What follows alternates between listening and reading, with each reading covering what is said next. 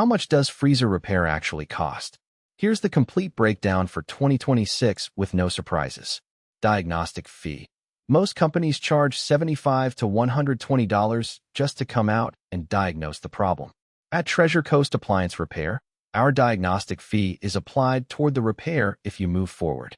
So it's essentially free if we fix it. Thermostat replacement, $100 to $200. The most common repair on both chest and upright freezers. Door gasket replacement, $100 to $250. Includes the part and labor to install it properly. Defrost system repair, $200 to $350.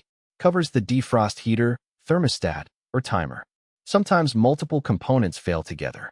Evaporator fan motor, $150 to $250. Only on upright freezers. Start relay, $100 to $150. Small part, quick repair. Compressor replacement, $400 to $700. This is the big one. On a standalone freezer that's under 8 years old, it might be worth it. On an older unit, probably not. Refrigerant leak repair, $300 to $600. Requires finding the leak, repairing it, and recharging the system. When to replace instead. If the freezer is over 12 years old and needs a repair over $300, buy new. A quality chest freezer costs $300 to $600 new. Upright freezers run $500 to $1,000.